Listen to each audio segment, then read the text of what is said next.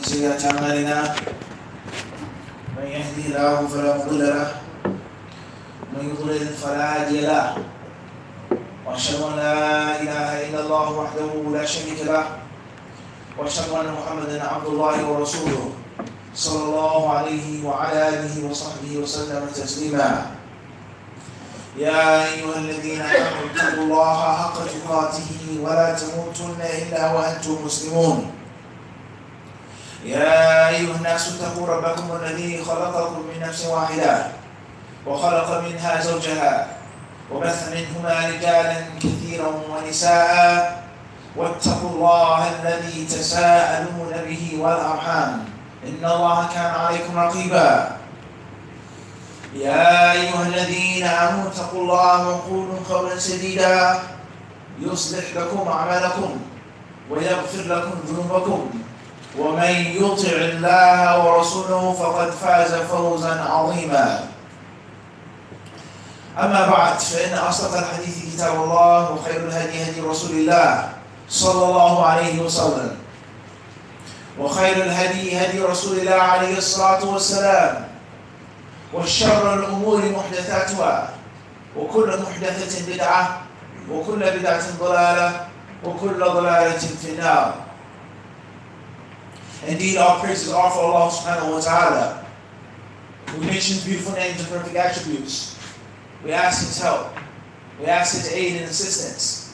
We ask His forgiveness and His pardon. We ask protection and refuge from the evils of our souls and from being held responsible for the consequences of our bad deeds.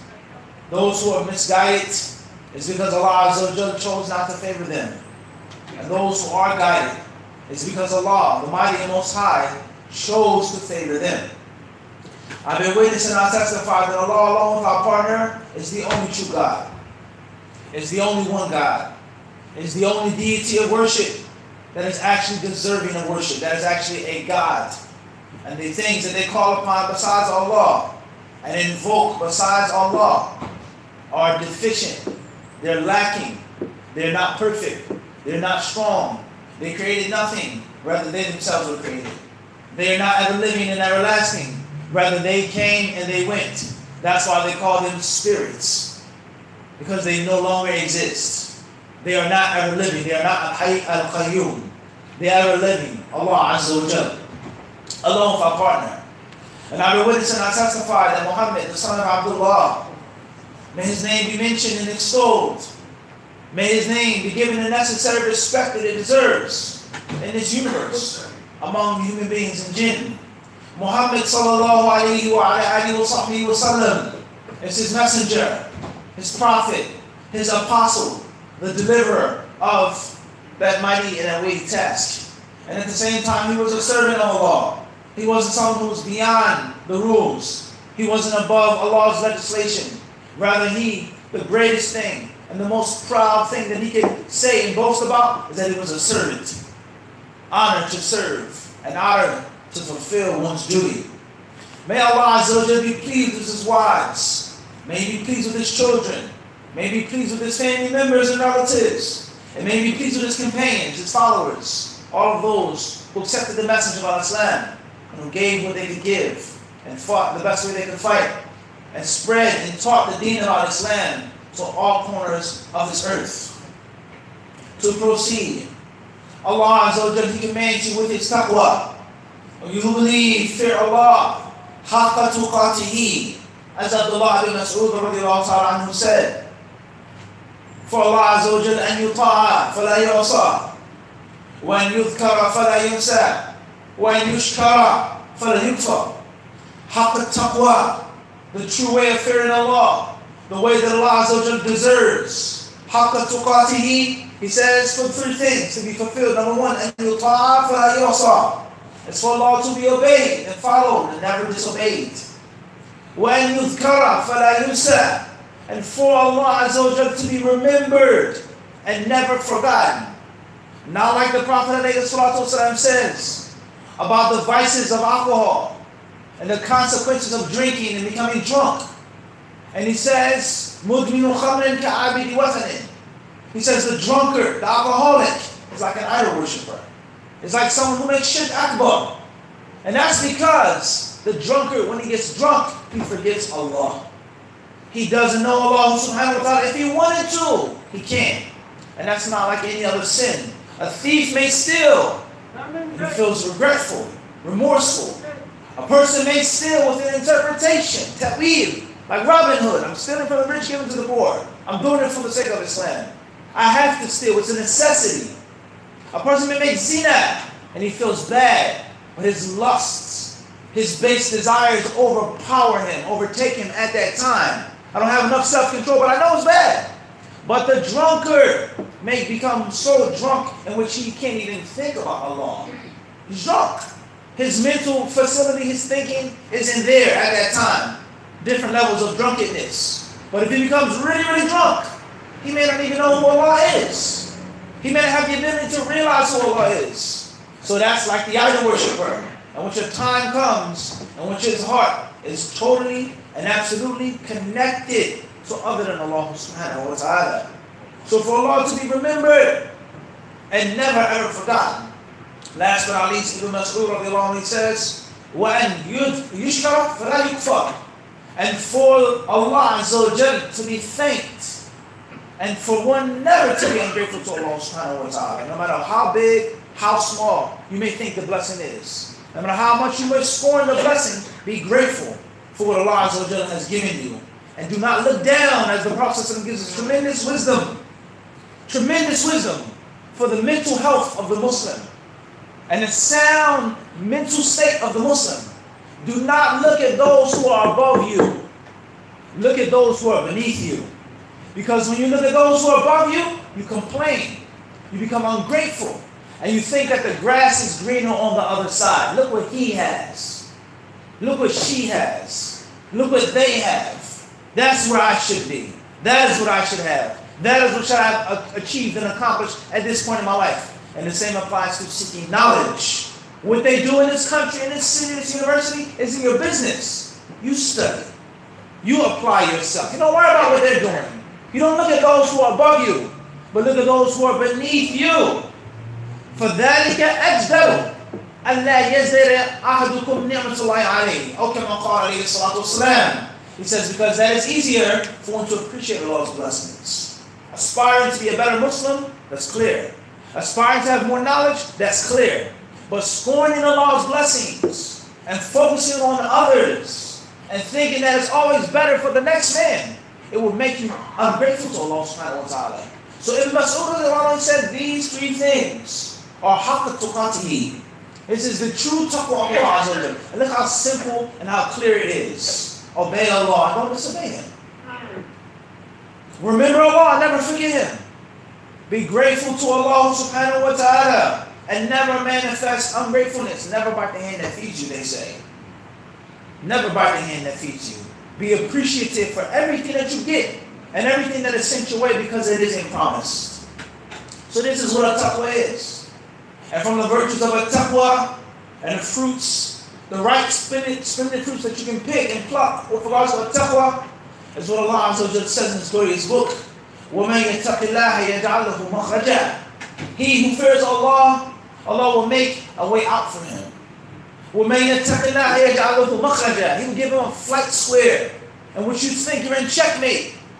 You think you're in check. You're in check. You think the game is over. But there is a square to go to. There is a way out. There is an escape route. وَيَرْزُقُهُ مِنْ حَيْثُ لَا يَحْتَسِبُ. And He will provide for him through ways that he didn't even think possible. How did this money come? Where did this money come from? How was this door opened up for me? How was this opportunity made for me? How did I get accepted? How did I go make Hajj this year? And I thought that I would never do it. How? The only thing that you have to do is make taqwa of Allah subhanahu wa ta'ala. And Allah tells us in another ayah, وَمَنْ يَتَّقِ اللَّهَ يَجْعَلْ لَهُ مِنْ أَمْرِهِ يُسْرًا. Who he fears Allah, Allah will make his affair easy for him. And how often do we say this? My wife is sick. My mother is sick. My father is dying. There's a funeral I have to go to. I have to travel. The airport says, may Allah make it easy for you. May Allah make it easy for you. May Allah make it easy for you. We say this all of the time. Maybe one of the most common du'as that you hear on the name of Muslim song. May Allah make it easy for you. But how often do we say, may Allah make you more pious? May Allah give you taqwa. When you see your friend, your companion who's leaving and traveling, that's the first dua you say. May Allah make your affair easy. May Allah make your trip easy. And it's a good thing to say. But give him advice with taqwa. Your friend, your teacher, your student, your husband, your wife. I advise you to fear Allah subhanahu wa ta'ala when you travel. And that's why some of the pious predecessors, when they left each other's company, and they were going on a journey, and they would depart, they would part ways, they would recite Surah Al-Asr to each other. Wal Asr. إِنَّ الْإِنسَانَ لَفِي خُسْرٍ إِلَّا الَّذِينَ آمَنُوا وَعَمِلُوا الصَّالِحَاتِ وَتَوَاصَوْا بِالْحَقِّ وَتَوَاصَوْا بِالصَّبْرِ. They would recite that surah to one another. By time, man is in loss, except for those who believe, except for those who do good deeds, except for those who teach each other and tell each other and advise each other with truth, and those who advise each other with sabr. That's the greatest thing that you need on your trip. It's not your passport, or your bag, or your money, or your traveler's check, or your snacks.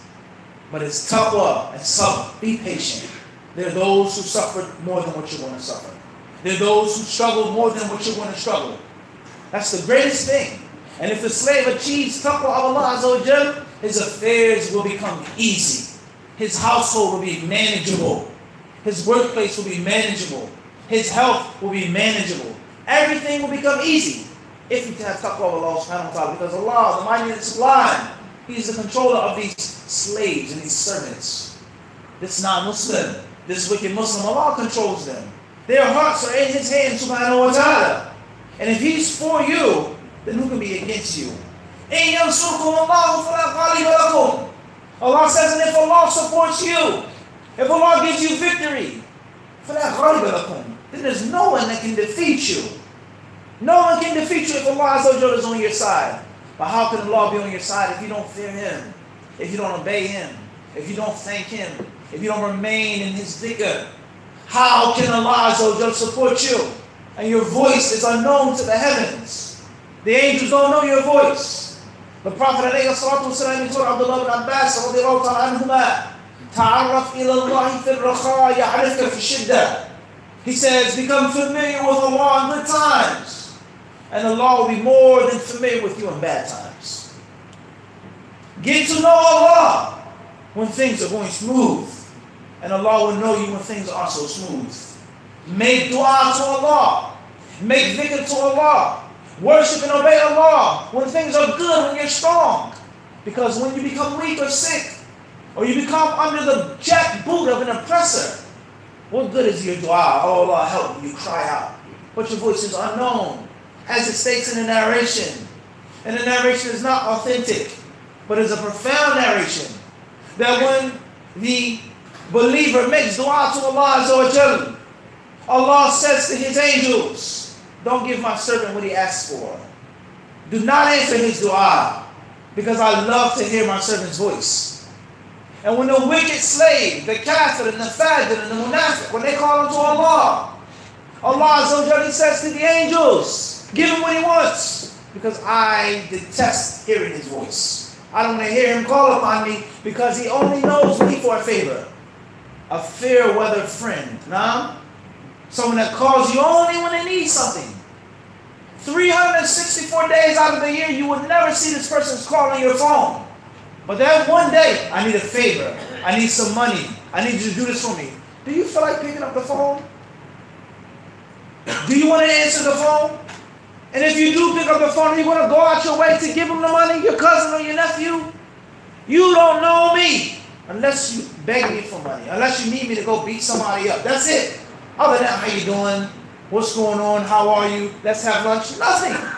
You don't want to speak to this person. But oftentimes, you answer the call, or you give him the money to get him away from you. Here, take it. Yalla, khalas. Don't call me again. I'll talk to you next week when you have another gambling debt, when you're in trouble again. But the true friend, that's a different story. That's someone that you want to talk to, you want to hear. So we have to be mindful of this, brothers and sisters. Do we know Allah when things are going good? Or do we only know Allah when things are going bad? What does the medicine or physicians tell you about health? Don't go to the hospital when you're about to die, right? Fix me up, doc. Sew me up, stitch me up. No. Have a regular checkup. Maintain and preserve your health. That when things become bad, it's relatively easier. So we cannot be people who can abuse our health, abuse our spiritual health, abuse our deen, and call upon Allah Azza wa Jalla only when it's convenient. And from the greatest fruits of taqwa, and the biggest things that we learn about the stories of the prophets, is that Allah saved them all.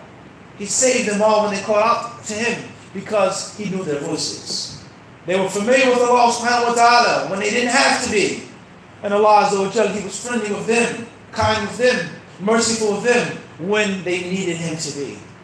So fear Allah the Mighty and the Most High.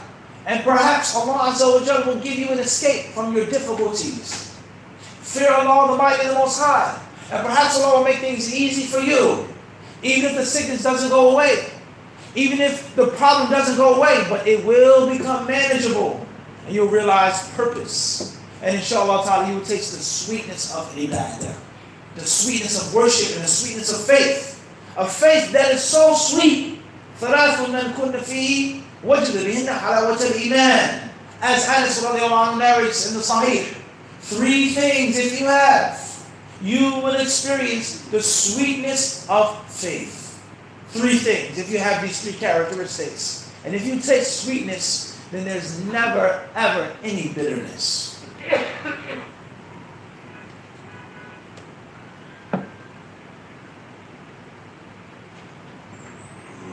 Alhamdulillah wa kafa.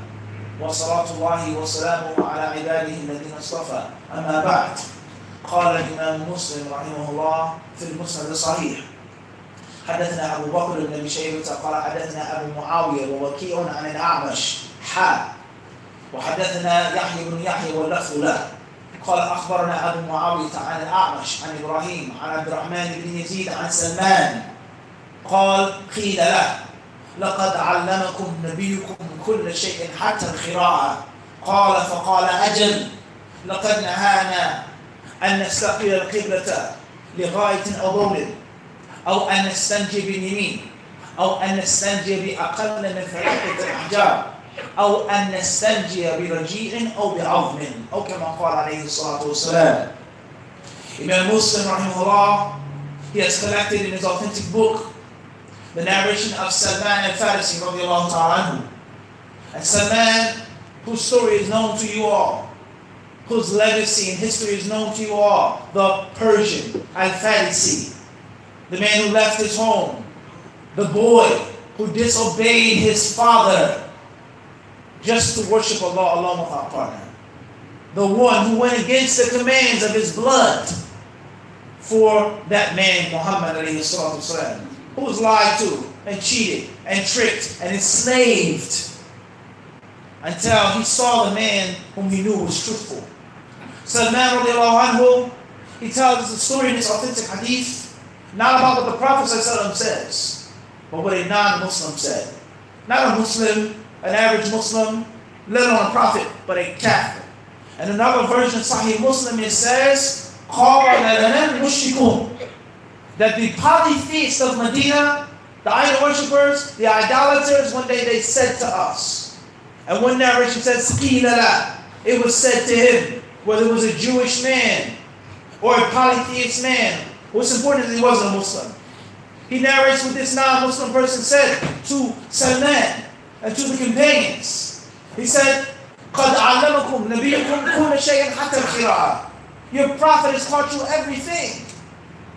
Your messenger has taught you everything. Every small, minute detail. So small, so minute, such as the etiquettes of relieving oneself, of passing water, the etiquettes of using the restroom, answering the call of nature, going to the bathroom. The Prophet has taught you everything, even how to relieve yourself.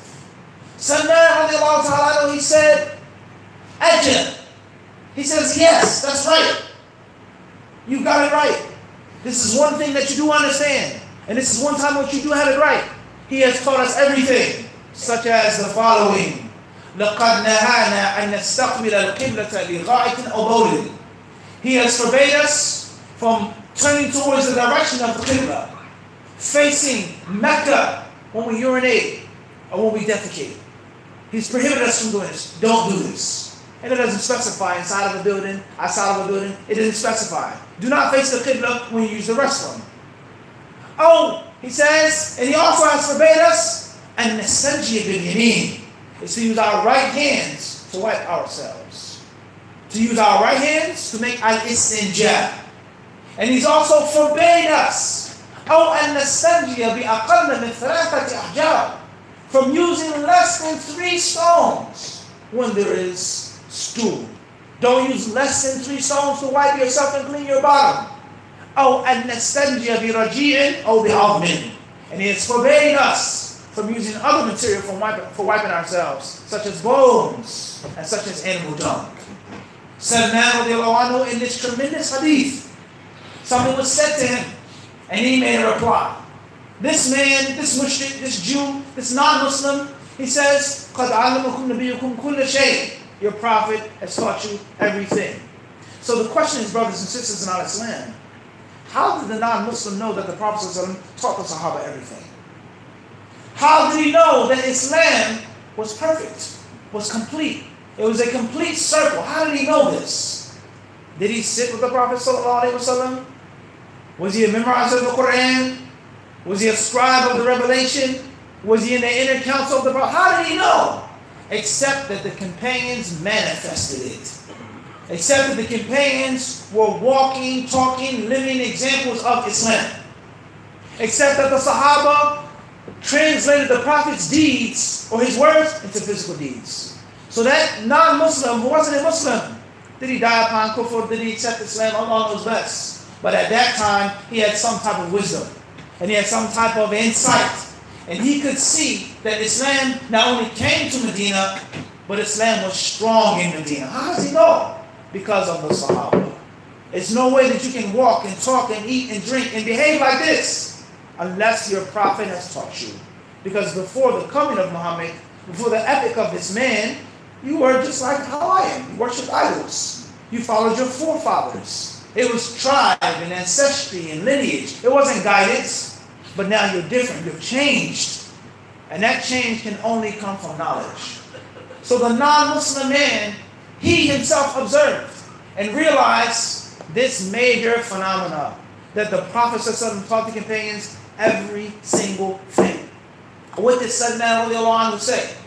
Was he apologetic?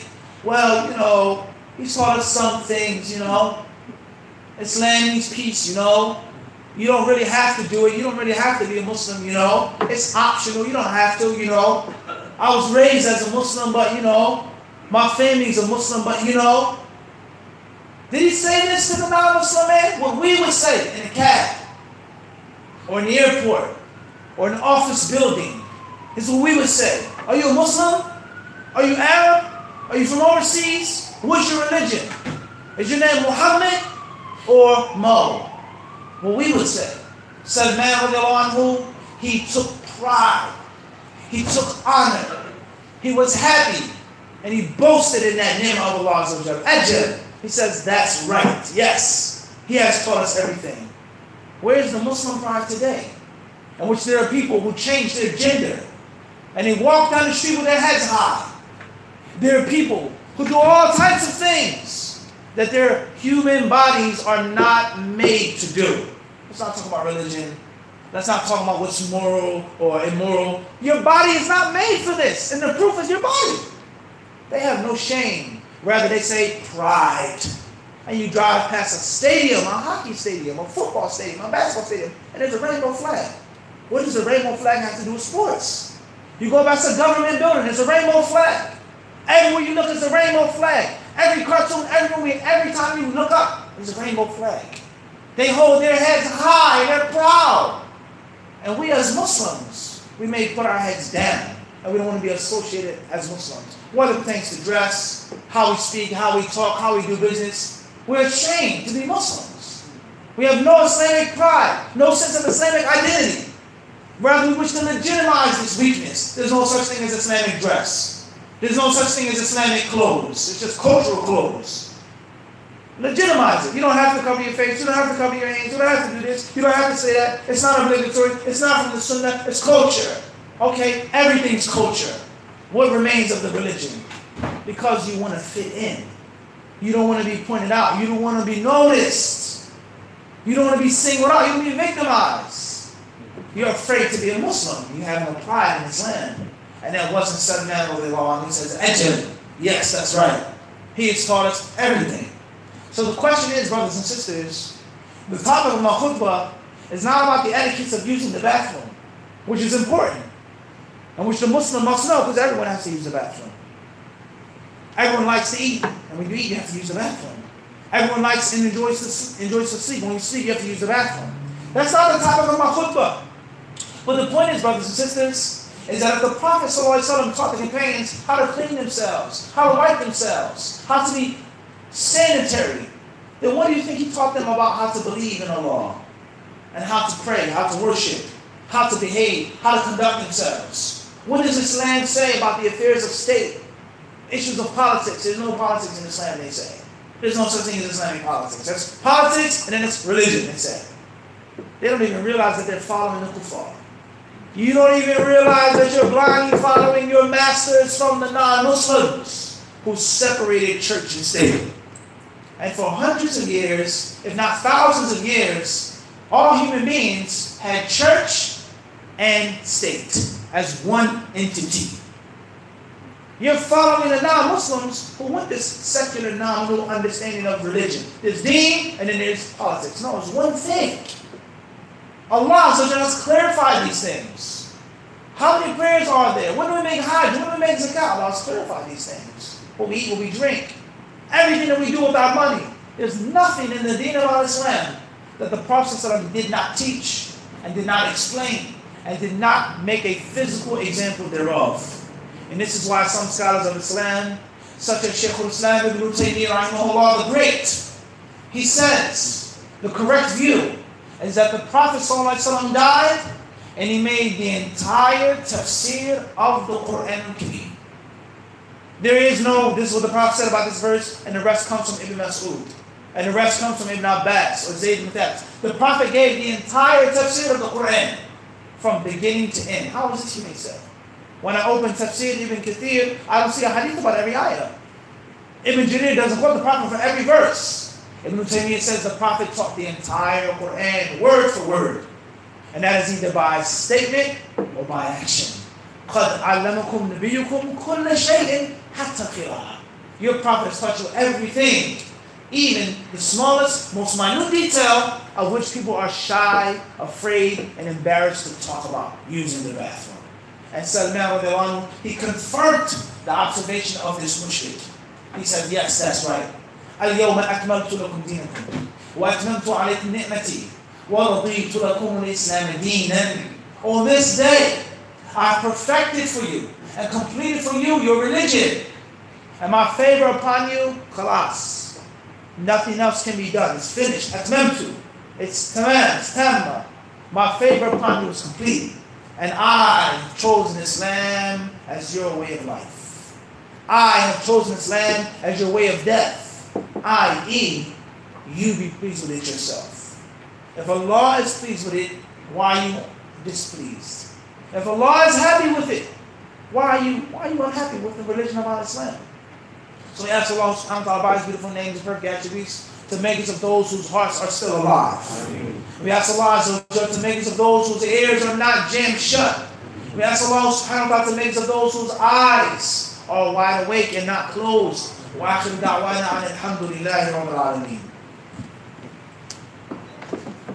الله أكبر الله أكبر أشهد أن لا إله إلا الله.